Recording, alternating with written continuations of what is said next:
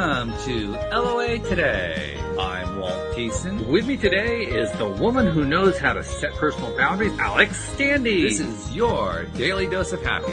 We are so happy you decided to join us today. Now, you probably noticed the music is not the same as what we used to have in the past. I kind of alluded yesterday's episode to what's been going on with Facebook and so forth. Basically, I decided I'm not going to use the old theme anymore, even though I paid for the licensing. It's all good. It's all legal. But I'm just so tired of being harassed about it. So I took that electronic keyboard that my brother gave me for Christmas, and I decided to start creating something of my own. So hopefully you like it, but that's the latest creation. It's actually variation number 2. I did variation number 1 yesterday. It was okay, but I wanted to go a little bit further. So there's variation number 2 for you. And Alex is once again joining me here on the show in her purple background. She is the lady in purple at all times. Except you're not wearing purple today, but that's okay. Not today. It's laundry day. Oh, that's what it is. Okay, I got it. Well, that's all right. Well, you got the purple background, so you got purple. Purple's going on. Exactly. So, that's really all that matters, right? Right. Yeah. So purple is life. The purple is life. And we have a special guest joining us today. His name is Keith Harrison. And Keith has a rather interesting story to tell. People who are regular listeners know that one of my Friday co-hosts is Neil Positivity, who is a former police officer from Camden, New Jersey. And Keith also is in the same background. And he's going to tell us his story about how that led to certain things going on that he needed to address and how it kind of made some changes in his life. I won't ruin the story. I'll let him tell the story. But first of all, Keith, welcome to the program. Second of all, you and I actually have a connection that's sort of a non-connection connection. I think I mentioned it in the emails. But I have a cousin named Keith Harrison, which is pretty odd. Really strange. I mean, exactly the same name and everything. And I won't go into detail about this, but he has certain things that's going on in his life that is similar to stuff that's going on in your life. I thought, okay, this is just too crazy. This is just too weird. So got to have this guy on the program. Got to find out more about what he's all about. So welcome. How you doing today? I'm good, Walt and Alex. It truly is an honor to let you guys, have me on your show to spend some time with me and open up conversations of what I'm doing for first responders right across Canada and hopefully into United States, North America, worldwide. That's the goal. So it's always good to have ambitious ones. Having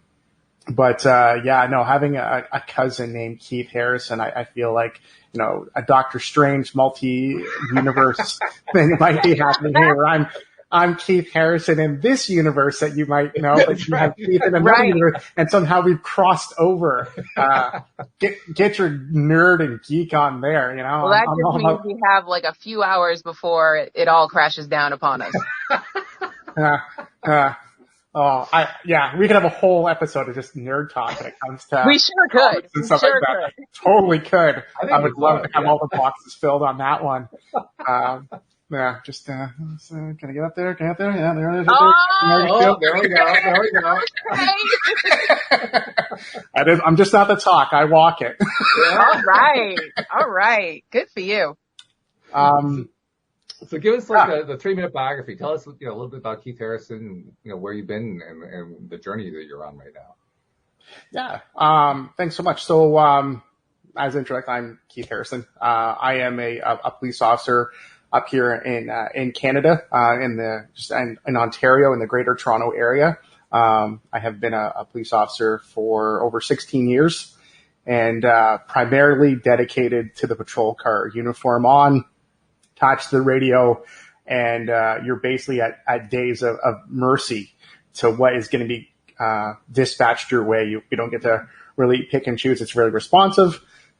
And you never know what your day is going to be, which at times I was pretty happy because, it's not a cookie cutter. Every day is different. Everything's, new, even though you could be in the same area. And for the bulk of my career, I was stationed in one particular area, which is good because then you can build better community relations and stuff like that. But as a result of, my career in policing and being exposed to more than a few traumas, and a lot of traumatic events. I was not forced, but I was in a position where it was essentially choosing work and myself. And even though a lot of my my lived experience with my PTSD, operational stress injuries, and other anxiety and depression, I did quietly ask to get some help while still working, but then it came to the point where the last day that I was in my patrol car, I don't say this to be very graphic. I say this because this is where I was at that time. And it was me in my patrol car, and I had an FU letter to the world. And that's where they were going to find me.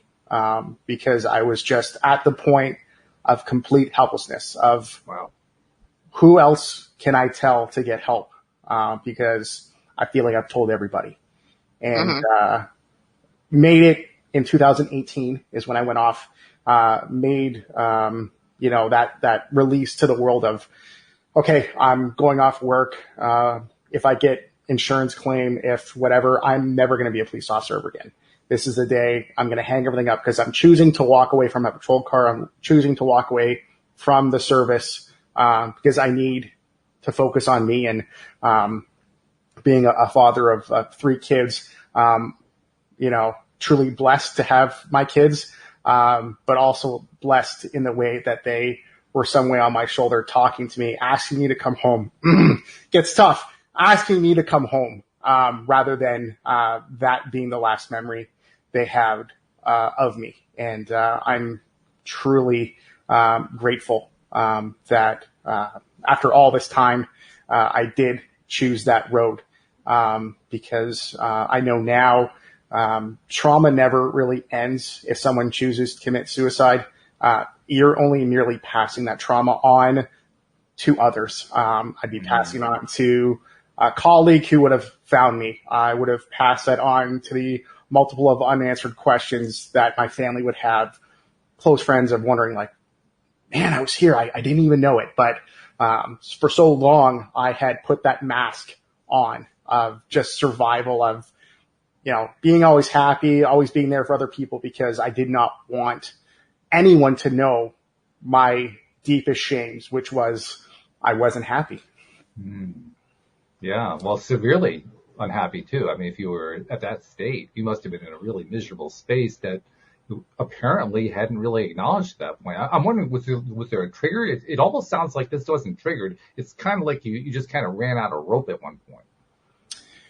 Yeah. Although I do have, and I've worked through a lot of triggers and stuff like that. And that's the one thing I've learned, through my lived experience and journey healing, with PTSD is that, a lot of times people think it has to be one gunfight or one event. And it's so, I don't want to say common, but it's discovering more that this accumulative stress, this constant buildup of life events. And I can't tell you, Walt and Alex, of why certain calls stuck to me a little bit more than others, because there's been a ton of calls that I've been on, and although very sad, very uncomfortable, they didn't stick with me the way some other calls did. And when, before we get into trauma, we should always talk about therapy and stuff like that. But when I got into getting my therapy and my learning of not only just how my brain works and how my feelings are, peeling back the onion, a lot has to do with childhood stuff, unhealthy behaviors that we're taught and learned or exposed to early on that we seem to carry with us and Excuse me. Bless it. I can't. I ask for blessings. I can't give you the full blessing there, Alex. I can only ask for permission. The big guy's got to do it. I can't ask. I appreciate it either way. Can't do it for him. Can't do it for him. But yeah, truly,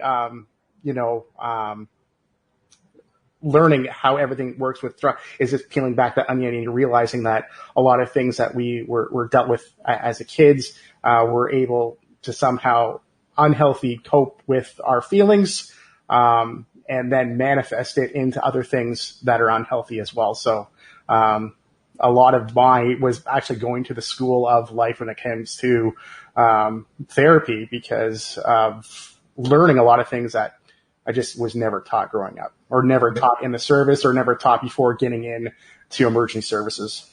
It makes total sense to me. I mean, I have not been a police officer, and I have not done first responder type services, but I think we could all, kind of relate in the sense that at some point in our lives, something has kind of set us off on X, whatever X is.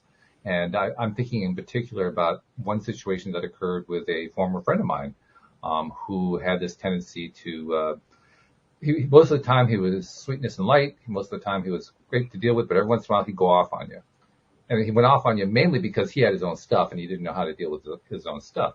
Well, you do that, you experience that often enough, and it's almost like there's a reservoir inside of you that just keeps filling up with more and more minor traumas. And they just get bigger and bigger and bigger, and you think you're managing it. That's what I thought. I thought I was managing it. I thought it was fine.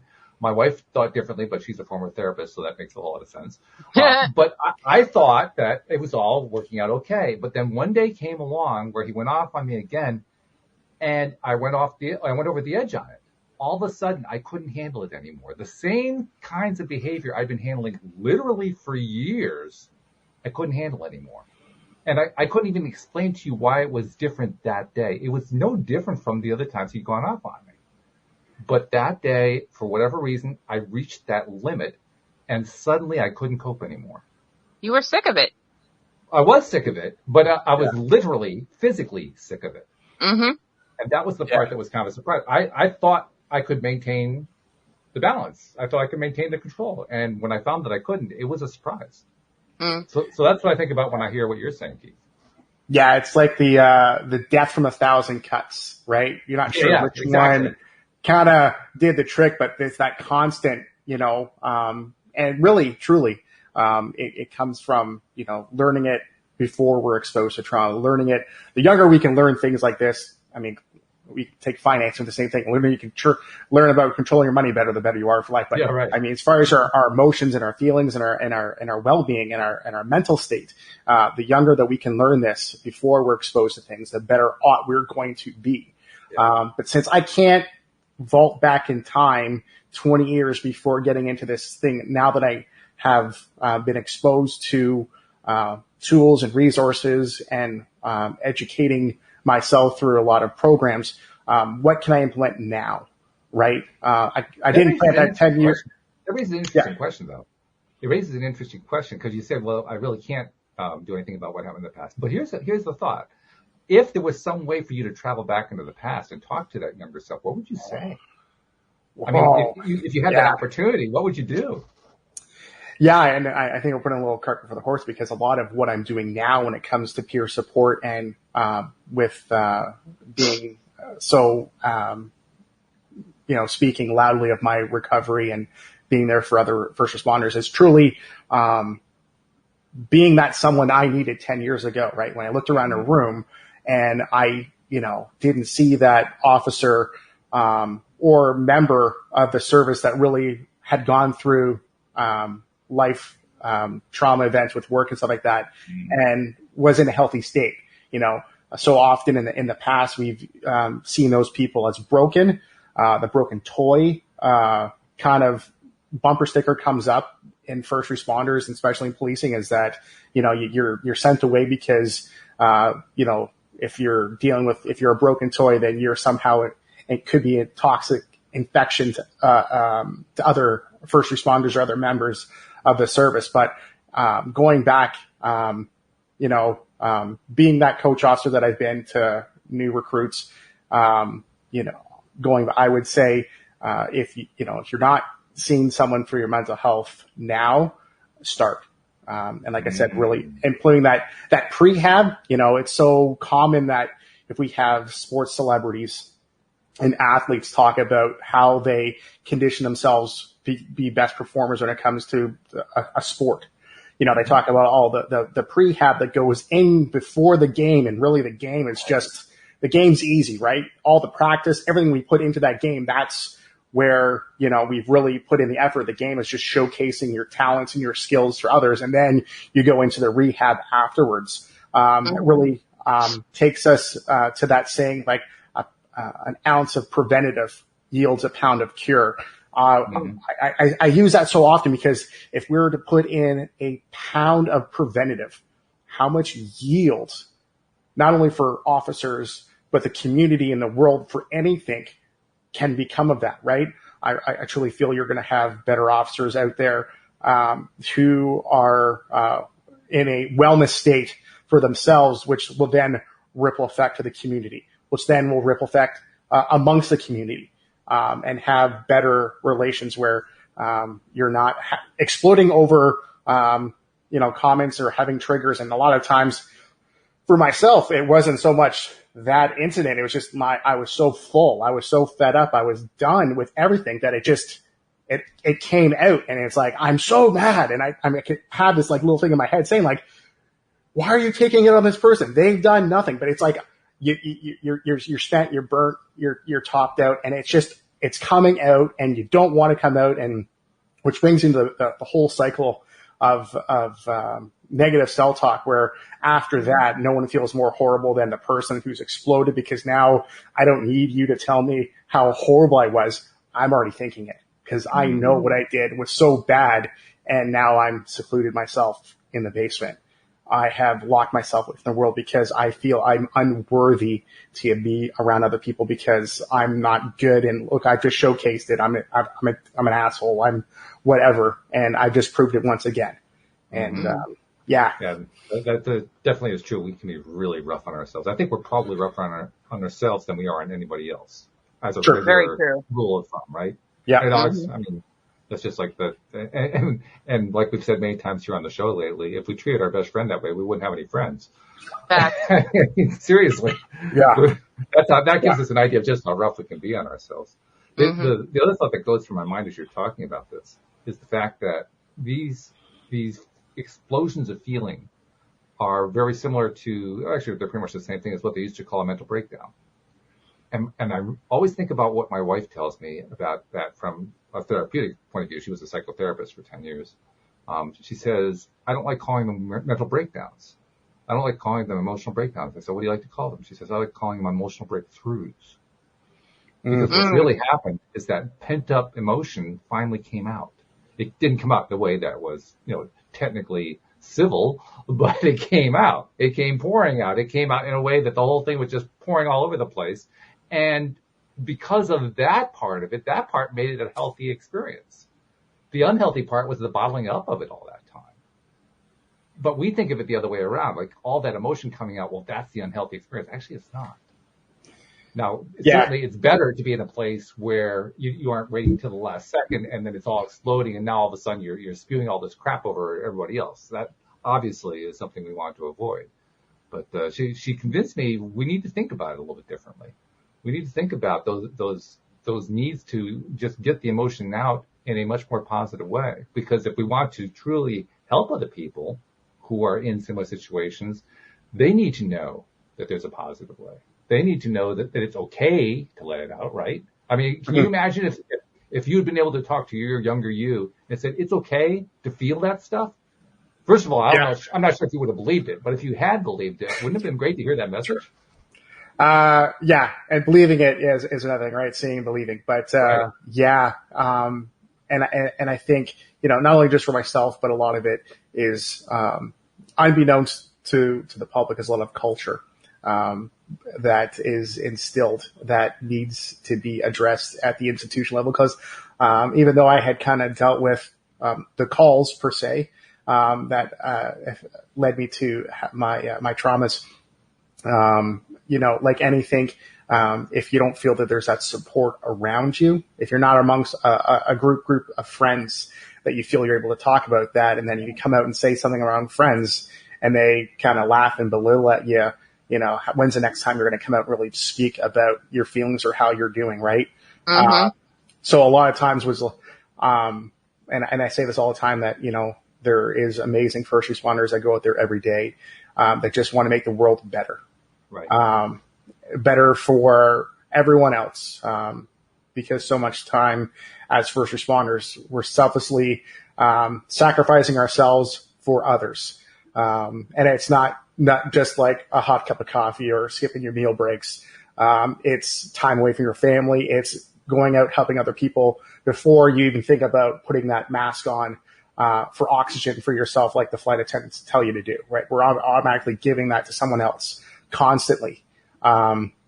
So I truly feel that, because I had shown up every day for my organization or my service for my partners, and I gave them my best, and like so many officers do every single day, I felt a real sense of sanctuary trauma that, the best wasn't given to me.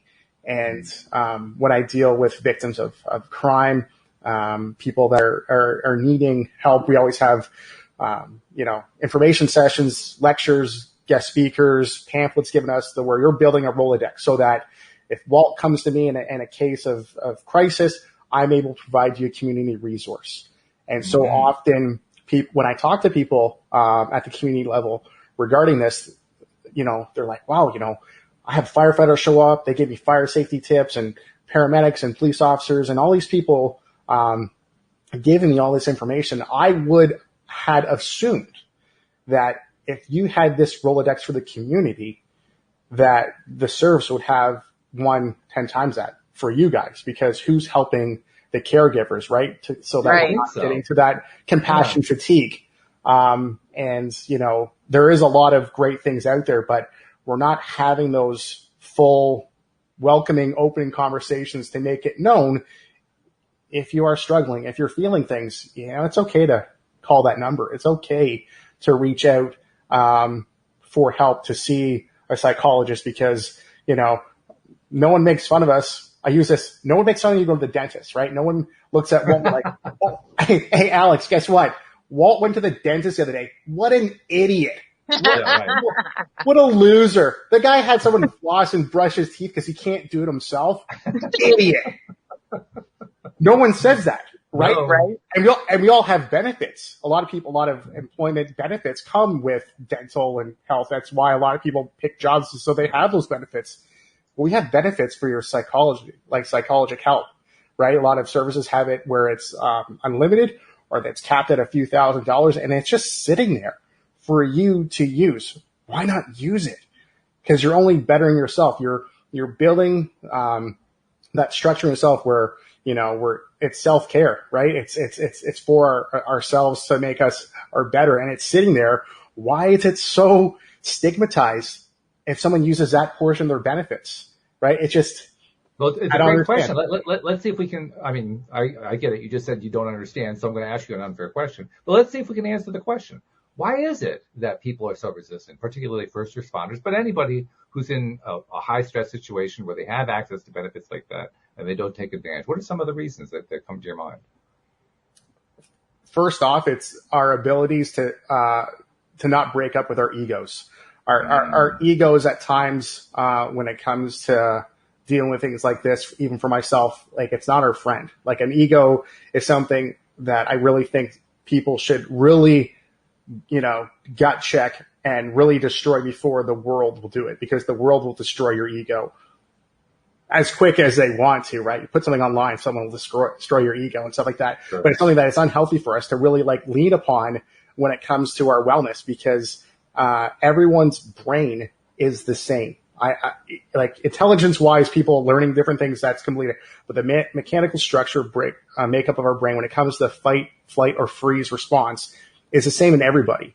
And one thing that I was taught really early on is that, the minute, Keith, you can prove to me through evidence-based that your brain makeup for the fight, flight, or freeze is different than any other brain in the history of humankind, then I will allow you to have this ego that seems to control you at times, where you feel you're unworthy, or this ego that allows you to feel that it's something of your character. So many times in our mind, we feel it's our character. We're a weak person. We're somebody that is not strong as a character when it comes to our mental health. And it's just, that's not the case.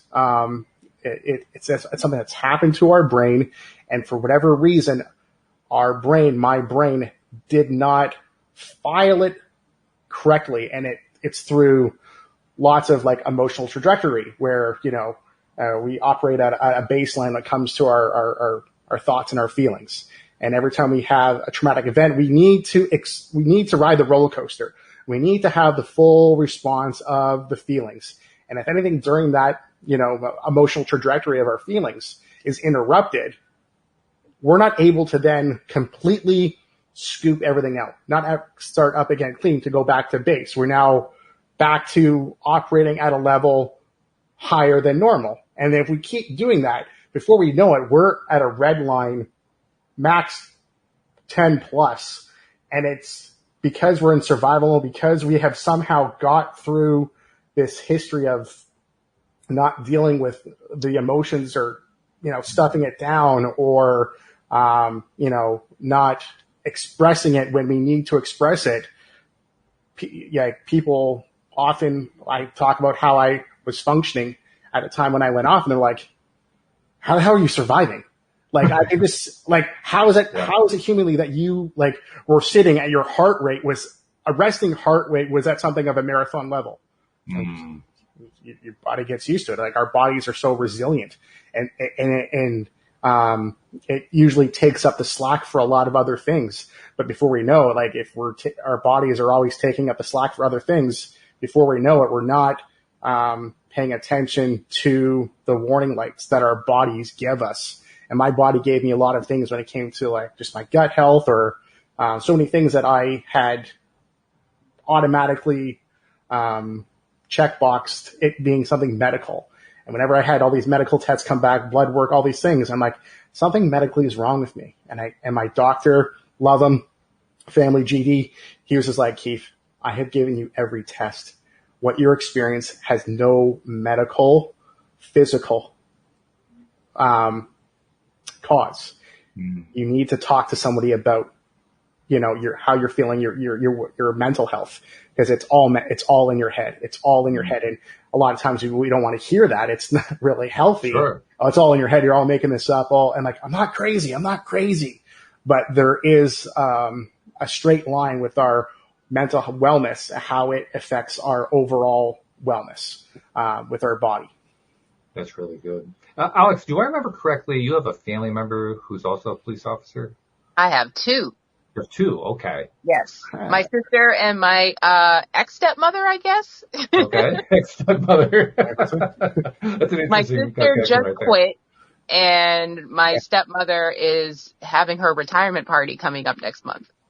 Okay. I'm curious, particularly with your sister, have you ever had conversations with her along the lines of what we're talking about here? Has she ever shared with you any of the stuff she's gone through in terms of how she's had to deal with things? Yeah, she's shared some stuff, and she started therapy when she got on board. So she was working through a lot of things, but also the stress of the job and the calls itself was a lot to take on. And it's a lot for anyone. Like, you're seeing kids dying. It's crazy out there. Like, I couldn't imagine. But then there's also the funny days where she's like, okay, this crackhead got away. And it's like, she's like, I don't run. I don't chase people. So it's a mixed bag. Well, apparently go ahead. I'm sorry.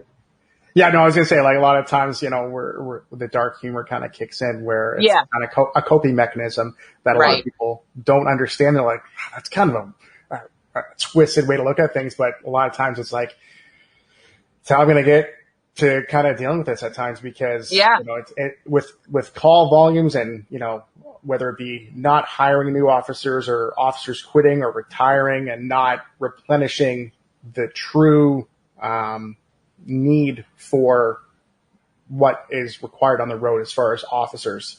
Growing populations, we can't do more with less. And a lot of times it's do more with less. And sometimes having these inappropriate dark humor jokes at times is just like, I'm just trying to be surviving here. I'm trying to get to the next call. Survival at a certain point.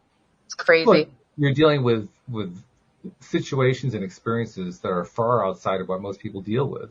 And that requires some kind of coping mechanism. So that's literally what it is. You said it yourself. It's a coping mechanism. It's a way of coping with stuff that is so dysfunctional. You got to have something to do in order to help get by on it. So yeah, it makes total sense. Definitely see why a police officer would resort to that kind of dark humor. But by the same token, there's another piece to it too, I think. This is something we talk about a lot here on the show. Anything that we look at as either good or bad, happy, sad, whatever, we are making a choice how we feel about it. And that's important to me because it took me a long time to learn that one. I was one of those people who for many years thought that what I felt was just based on what happened. You know, if a sad thing happens, then I feel sad. If a happy thing happens, I feel happy, and that's all there is to it. It wasn't until I actually heard you could choose what your response was that, well, my first reaction was, yeah, right. And then my second reaction was, after I was convinced that they may be onto something, my second reaction was, okay, well, I'll give this a shot. I gave it a shot one time and was stunned to find that it worked. Now, since then, I've come to understand, well, yeah, we actually do it a lot more often than we realize. But it does raise an interesting question. And I don't know what the answer would be for somebody who's in a first responder role, because you're facing these kinds of things daily. So I'm just going to ask you, and Keith, you just give me like whatever your instant reaction is on it.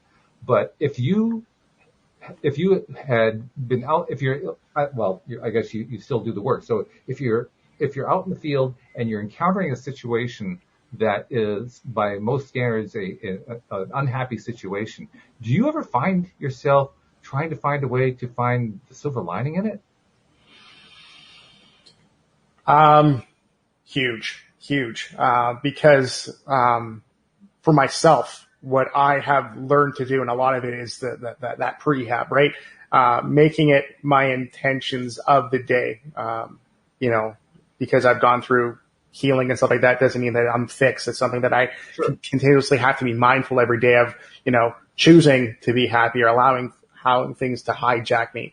And,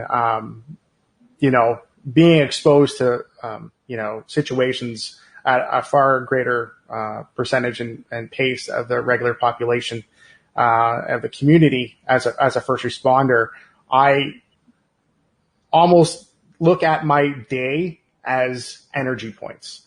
And if I have 100 energy points for the day per se, am I going to allow certain situations to hijack those, and I'm going to misuse happiness or misuse my energy towards something that I might not be able to control?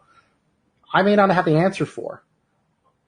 I may not have the best solution per se.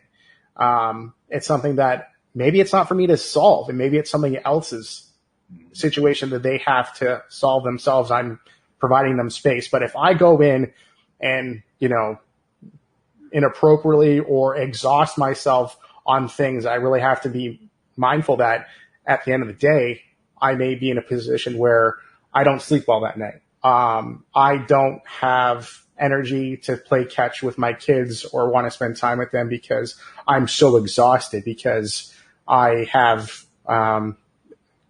basically ran my gas tank dry. And even though I brought this up with, occupational therapists and my doctors and stuff, they still say, Keith, like having that breath, that pause, that moment where between receiving information and reacting, you at least give yourself a second to think. And if you feel like, teeing off on somebody or wasting a few points here and there is justified, it's worthy. It needs to be said because, so often maybe some people aren't willing to showcase a sense of full honesty. It's not belittling. It's just full honesty of listen, have you ever thought about your situation in this way? And if someone is, withholding that and, go ahead and do it. Right. But at least you're allowing yourself that pause. And, one thing that I do quite a bit is just be mindful every day. Hey, Bobby. Hey, bud, I'm recording. Can you come back in a couple minutes? Soon. These are some people that he's talked to. But give me about 20 minutes, okay, pal? It's a microphone so I can talk. Okay. You want to say hi? You're going to be on the internet. Sure, we can bring him in. Hi. That was a quick one. Hit and run right there. That's me. Okay. Well, speaking of our early conversation, okay, Cooper, I need some time. Thank you. Our earlier geek session when we talked about, our comics and stuff like that, it's surprising he's not dressed up as Spider-Man right now. Because he's not doing that. He's dressed as a first responder. He has amazing, he's 7. He's fantastic. Where he has that imagination level of a child. Yeah, that's a wonderful age. He's your cosplayer. I like it. Yeah. I love it. That's great.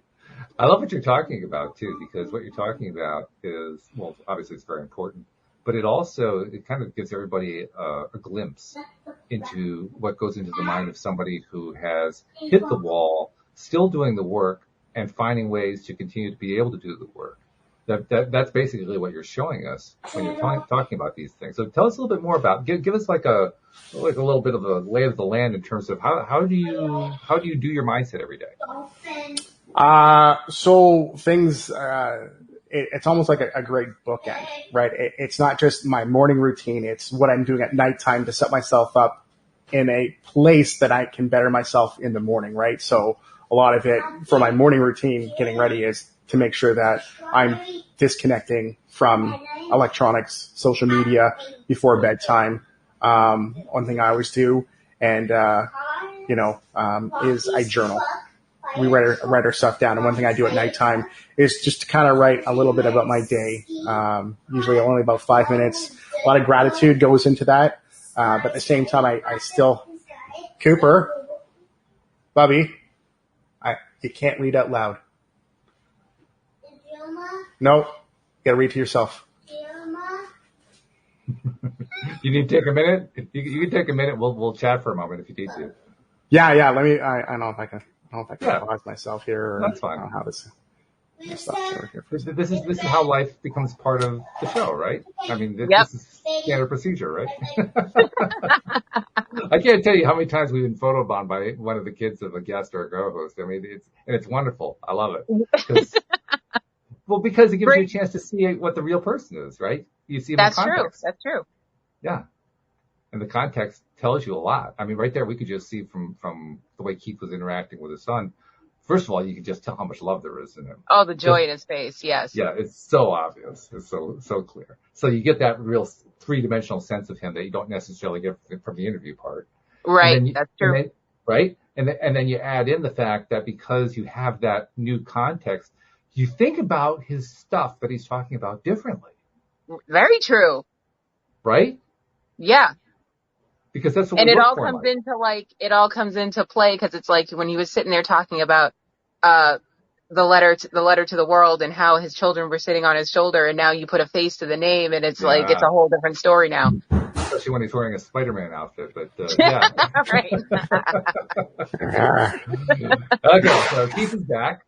Hey. We were just celebrating, by the way. We were celebrating actually experiencing your interaction with your son, and I was mentioning to the audience, we got the chance to actually see and hear how much love there is in your voice when you're talking to him. That gives context. I mean, it's one thing to hear your story, but to hear the context of who you are, and then now to continue to hear the story, all of a sudden that gives a 3-dimensionality to your story that we didn't have before. So even though that might have been an interruption, I want to thank you for it. That was great. Well, it kind of helps when cameras are recording sometimes. I kid. But no, like it's something that, obviously it wasn't very taught well to me. It's something I learned that, a behavior that I wasn't growing up with that I've taught now, that even though I've been through a lot of stuff, like I don't want to do that to my kids. I don't want to do that. Right. And break the cycle. If he chooses to enter the world of first responder, whatever capacity it may be, whether it be the military or any other services, I want to make sure that what I'm doing now is creating real change so that he doesn't have to deal with what I went through, because I don't want anyone to go through this. I wouldn't really want my worst enemy to be exposed and deal with what I've dealt with. God forbid, my own blood, my own kid, right? Like, just would never want him to be exposed to this. And so often, people, talk negatively about the services that, why would you ever want a son to be a police officer? We get yelled at all day, or why would you want to serve out there? There's so much good that goes in more that comes out from being a first responder than it is bad, even though, we deal with bad things. It can be a place where you can see a lot of good, and it just makes the bad stuff that you encounter, I don't want to say it's never worth it, but you just enjoy those moments a little bit more. Sure. Being exposed to those good things. I'm thankful that through a lot of routine that I do now, I'm not so hyper focused on threats. Every time I go out where I'm missing the interaction of having happiness and joy around me so many times. And I'm gonna support my local baseball team here, the Blue Jays. Love them, but it usually took like a 9th inning, bottom bases loaded, 2-out walk-off home run to get me to a point where I felt, okay, I can feel happy. Like this, it took so much to get me to the point where I can actually feel happy, because I was suppressing everything. Like, I didn't want to feel pain. I didn't want to feel sad. I just switched everything off. And, what people don't realize, there isn't a scientific button that has been created or discovered yet where, I turn off, sad and pain, but yet I still feel joy. You're hitting that button in your head and you're turning everything off. So I'm really, fortunate and I'm blessed that I'm able to have moments like that and be present in them, because for so often I wasn't present, and the whole, gift of life is to be present every day. But kind of circling back to things that I do. So like I said, I do a lot of journaling. And one thing that I do with my journaling at nighttime is I have a small space carved out for me to recognize, or at least identify things I didn't do that as well as I wanted it to be. To allow it that space so that I can just be mindful that, okay, when that comes up tomorrow, I did this way, and, it wasn't my best, but I'm not kicking myself. I'm not, harping and really creating that cycle of violence in my head when it comes to negative talk. I'm just allowing myself the opportunity to feel it, identify it. So when I wake up in the morning, and I like to get up usually before my kids, I find my days start a lot better when I'm up before my kids, because I'm more in a place of taking time for myself. So where I do some morning journaling, breathing, like to get out and get the sun on me as quick as I can. That way I feel my body is fueled to a place where if we're always reacting to things, I'm able to react to the day by putting some stuff in for me first before I'm doing for others. And I think over the time, we've really missed the opportunity to utilize this in training early on, because so much training for first responders is muscle memory. You hear it all the time. Like, I've reverted back to my training, muscle memory. And a lot of times I've done things reactively, not knowing, because I've ingrained it so many times in my memory, I'm already doing it. If we're putting that pound of preventative in our training, and putting that muscle memory training of, okay, these are healthy things to do every day of your daily habits, things that you're doing so often that it's not, you're not even thinking anymore. It's, it's muscle memory. It's a built-in healthy habit. You've put in boundaries where you're going to be like, okay, this is my absolute. If someone crosses this to me, then that's a no. And it's not that I'm being disrespectful to you. I'm just being respectful to myself. That I'm not I'm not going to be walked on. I'm not going to be walked over. I'm not going to be disrespected to a level of myself where I'm going to deplete myself for somebody else when it's an absolute no-go. And it's, something that we need to be taught early on. Before you're getting into it at the collegiate level, If you're having specialized programs where, becoming a police officer or becoming a firefighter or a paramedic before you're getting on the job, you're instilling these at that checkpoint, that early onset. Like I said, should be doing it in our schools when we're talking, about our finances in school, but we should be talking about our wellness so that, we're aware of that as kids, because a lot of times as we get older, we're dealing with childhood stuff that we never dealt with. And if we're able to deal with it at a childhood level and we don't really understand things, and really as adults, we don't understand sometimes how things are working. If we're just being exposed to that sort of training early on, you understand how your brain works, you understand how things are. So when things do happen, it's not if trauma is going to happen for first responders, when trauma is going to happen, I'm able to put in this. Yeah, that's valuable. No doubt about that. I love the fact that you were doing the journaling too. We've talked a lot about journaling. For years, I really wasn't a fan of it. I've become more appreciative of it over time. And I've had many guests telling me about the virtues of it from a lot of different perspectives. And you were making reference to how your journaling. I mean, you didn't say it specifically this way, but I could tell you were alluding to the fact that the journaling helps you to process, to deal with the various traumas you encounter every day. But I'm also curious, do you take advantage of the journaling to credit yourself for the things that you did well or that went well, so that you can get that side of it too? Yeah, and I go through that, and I tend to a bit of gratitude. I think it's far out from that attitude of gratitude.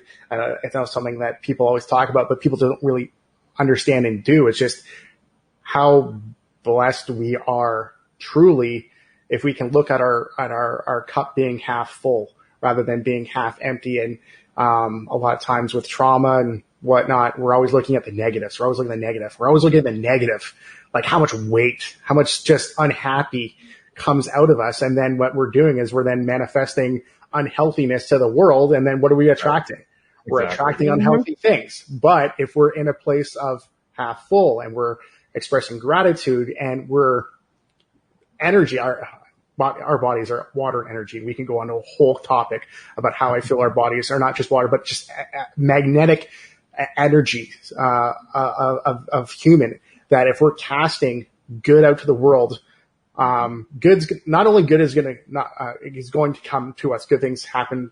Those people are good, but so often, Alex, that if you're in a good time, if you're happy, you're not really hanging around unhappy people, right? If you're in a state of being joyful, well, I don't want that guy looks too happy. I want to be around that. The negative usually deals with itself, right? And then you only have space for happy and joy. You only going to have time to have good things around you because good wants to be around good. And the more we can take time in ourselves to really be appreciative of the everydays that we have that are good, we are then now embodying that good and then putting that out to the world. And only then, like you have this podcast, 1,700 shows, like all these amazing people. Well, then you're attracting all that amazingness to your life. And when that happens, you're now in a place. Okay, now you're building that small tribe, that tier, hence the name, that you want in your life, so that you have that to go to refill your cup or to be there to help you in times to live happy. Oh, no doubt. In fact, I continue to be both impressed and amazed by my own experience, in the sense that I have done a lot of work on myself for sure. But like you said in the podcast, I've had so many influences that have influenced me for the better, that I find myself having been reprogrammed in ways that I wasn't actually directly reprogramming. The experience reprogrammed me. The experience of encountering and engaging in and discussing about and just exploring all the different ways I could. The lessons that other people had learned, the positive stories they'd experienced, the traumas they'd gone through and how they came out the other side, all that stuff has reprogrammed me over time. And it's kind of a shock, really, when you look back. I mean, when you're in the middle of it, you don't really notice it, right? It's like one day it's just like the next one, and you're just doing your usual thing. But you look back over and you say, wow, I actually went quite a ways that I didn't even know I went. Yeah. And, you're right on point there when it comes to just how much we learn and grow. And if we're able to keep ourselves in a state where we're not a know-it-all, right? Yeah. I don't have my full puzzle in my life yet. I say that with aspirations and enjoy, not yet, because we have to be mindful to keep ourselves open that we're never going to be 1000 or 100% complete. We're always learning to be better. Anyone who is at any sort of high functioning level of sports or in the business or whatever, they're never satisfied to the point because they're always looking to be better for others or be better for themselves, or always creating new goals and challenges for themselves. And if we open ourselves to not thinking that we know it all and have it where, you know, I come across Alex in my life or Walt in my life, and that you might hold a piece of my puzzle, right? That is going to help me along my way. So many people that I've been a part of that are continuing to be a part of my life, I would not have known that piece or that of myself through growth had it not been for them. And if I'm able to open myself up to a point where I'm allowing the possibility for others to be a part of my life in a way that I've yet to know or feel that they're to be a part of my life, it allows us to be more open. And if we're more open, we can be more understanding. And I feel if we just, you know, are in a state where we're open to have healthy conversations, healthy dialogue, we're able to exchange information so much better, where it's a benefit rather than a debate. And it's okay to debate at times, not to shy away from debates, but as long as respect is done. And I think so often, especially coming out of being isolated for so long, re-entering the world per se with our conversation, our worlds, I mean, having that 5 seconds of kindness at times where you're just giving yourself a breath to give somebody else a breath, so that like someone's struggling with something, someone's dealing with something unbeknownst to you every day. And if we're able just to kind of like pause for a second to give each other some space, some gratitude, some kindness, chances are you could enter possibly a really great conversation and hell, maybe even make a friend. Well, plus you never know what that piece is going to be. You made allusion to that piece, right? Now, yeah, we get these pieces, but first of all, when you receive the piece, you say, "Oh, wait a minute, what's that?" And where does this go? Yeah, where does it go? Yeah, I know it fits in somewhere. I haven't quite figured that out. Oh, we're still doing the conversation. Corners figured out. We're in a corner. Yeah, right. Yeah. Get the edges done. Yeah, exactly. It's just like a jigsaw puzzle, but it's also a jigsaw puzzle that we're filling in while we're doing the rest of life. Yeah, but I think it's so important also just to be mindful that you never know who's going to give you that piece, right? So not to just shortchange or just dismiss somebody who could be there for the right intentions, for the right purpose to help you, and you're shortcutting them, but you're shortcutting yourself, right? Because you're now missing out on that, and who knows if it's going to come around again, right? It's all a process. Well, I could also make the point too. I mean, I get your point. I think it's a valid point, but there's also the flip side that you could say, well, stuff does keep coming around. It keeps coming around and it keeps coming around and it comes around a little bit stronger the next time and stronger the next time until you finally notice it. Because if you don't, it's going to come at you with the 2x4 at some point. Right. Yeah. We're going to have that Chris Farley stage. I don't so much feel here or here, but right about here, here, I feel that pain. It's like, no, nothing there. Nothing there. Gotta get my Chris Farley references in. Great. Right. But yeah, no, like, and, but that's the thing too. Like I alluded back in the past where so many times I had, what I thought were medical issues. So like my gut, we all know our gut is a direct line to our mental health. And if we take care of our gut health, our overall mental health, will kick in. And so many times, like I had all these stomach issues. Like, oh my God, I have ulcers. Do I have Crohn's? Am I celiac? With my diet, like, what do I need to cut out or implement better? And a lot of times I was just spent on that spinning wheel. And really it was like, your gut is telling you you're not healthy overall. So yes, make the changes to implement, good diet, good regimen of exercise, a wellness state. And that usually leads to, once we take care of that self-care, and some people, like, even when the self-care comes up, they just think like it's all about spas and nails and stuff like that. And it really isn't. It's going out for walks. It's going to exercise, going to the barber, having a clean shave if you're clean shaven, or getting your hair cut. Or we all know stepping out of the barber or the hair salon sometimes is just, you look good, feel good, right? Like, it's just, it's a whole experience, period. It's like, no, but like, you're like, I have barber therapy with my doc, with my barber, right? But there's so many other things that we're doing day to day that people come out and like, oh, I never do self-care. Self-care is stupid.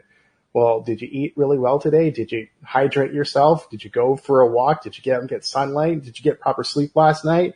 Did you take time to educate yourself? Did you read a book? Did you go work out? Did you take time just to reflect, maybe yoga or meditate or breathe? Like, these are all things that we're doing that are self-care, that are for ourselves. Did you shower today? Did you clean yourself? Like, some of that stuff sometimes is, just getting out of the dirty clothing and putting yourself into a shower.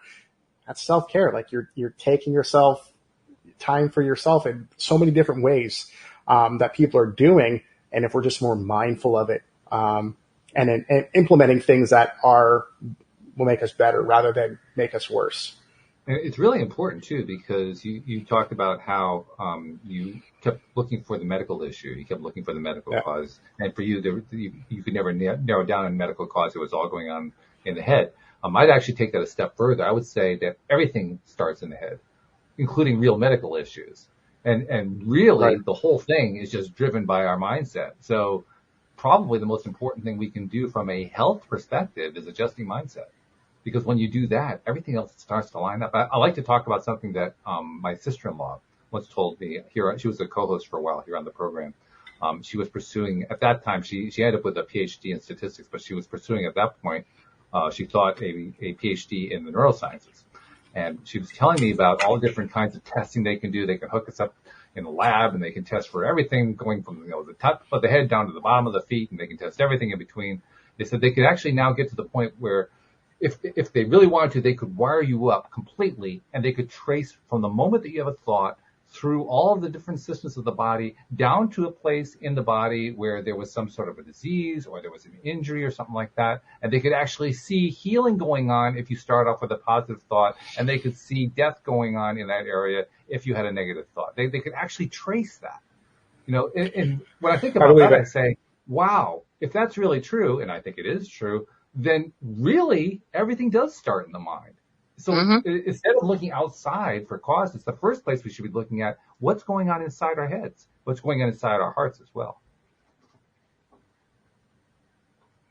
You're right. And I mean, so many times people have, cancer diagnosis or medical diagnosis that, give them a set time, like this is all you have. And then like 10 years later, they're still going because they put themselves in a place where it's not going to beat me. It's not going to beat me. And at a medical level, people are like, I just don't know. I just don't know how this is even possible. It's a medical mystery. It's a medical miracle. And it's really that mindset of, living happy, living longer rather than, living unhealthy, in your mindset, because that's just going to make you feel older. It's going to make you not want to move. It's going to make you not want to be in a place of overall health if we're not in that right mental state. So yeah, bang on. 100% would agree with that. Well, we're nearing the end here. I hear a 7-year-old who's looking for some attention, so we'll have to cut it short here pretty quick. We're going to go on the break. Just give me a couple minutes, okay? I'm ending up right now, okay? Right now? Like, Yeah. No. Let me say my goodbyes, and then I'll get going, okay? So speaking of goodbyes, before we say goodbye, we got to find out more about how does somebody reach out to find out more about Keith Harrison? Yeah, so I feel like we've been talking so much about the wellness and stuff like that, which is awesome. Everyone, Cooper, all right. There he is. Hello. But things that I've chosen to do in my return to work is, essentially be that person that I needed 10 years ago, and I created an apparel company. With the focus is to open up the healthy conversation around mental health for first responders. And then with the apparel sales, donate portions of that to help trauma programs and services. Nice. So I work closely with Wounded Warriors Canada, which again is an organization that I benefited from through trauma programs. So if you're wanting to reach out to tierresponseapparelcompany.com, that's the website. It's up. Ham steak. But also on social media. So we're on Instagram at TR_Apparel Facebook, TR Apparel Company, and then we're on Twitter, Apparel TR. But for the most part, we're just the website and Instagram, and it showcases, the work that I'm truly trying to do as far as inspiring other first responders to make the identification themselves, to be mindful of their mental health, and as well as organizations and services that I'm working with that have the programs that are available for first responders. You don't need to be uniform. It's for civilian, and it goes into a lot of the good that I'm trying to be for the community of first responders, so that we don't have to think of suicide. We're going to reduce 22 to 0. Stats show that through emergency service in the military, 22 suicides are every day. And if we can get that to 0, that's the goal. Because I truly believe, and I didn't know how valuable I was to the people around me, to this world, of how much how important I was, and that I needed, as much as my brain was telling me otherwise. That's fabulous. We'll make sure we'll include the link to the tierresponseapparel.com as well in the show notes, so people will be able to find it that way. But Keith, thank you so much for taking time with us and telling us your story, and best of luck in continuing your work. I really appreciate the work that you're doing, trying to help other people who are in the same position you were in. Oh, I appreciate that. Well, yeah. And, like I said, we have, the apparel there, and, it's one of the brands that I'm quite happy and proud about is, one second, buddy. If I can't hear them, I don't know what to say. Okay. But, is the Warrior brand that I have with Tier Response, and, I feel anyone that, is showing up every day for themselves, battling, a mental health or an operational stress injury, it has a warrior in them, that they're battling, and, it should be seen as a sign of strength rather than a weakness. And also, implementing, the semicolon, in the apparel, for mental health. Because if people don't know and realize the semicolon and how powerful, that is amongst the mental health community, but as well as how powerful we can make it for ourselves to be mindful every day to insert our semicolons amongst our day-to-day, to do what we need to do, so that we are showing up for ourselves, taking care of ourselves, and not, again, ending our life or our stories in suicide. Because that, again, is never something where trauma ends. It only gets passed on to somebody else, and we need to be able to deal with the traumas rather than just passing it to somebody else. Wonderful. Thank you. This is great. We love what you're doing. Thank you so much, and keep doing the good work. And Alex, as usual, it's been wonderful talking with you. Thanks for sharing your story about your sister. That was really great. Really appreciate that as much. And thank you to our podcast listeners everywhere. We'll see you all next time here on LOA Today. Goodbye, everybody. Say bye, buddy. Bye-bye.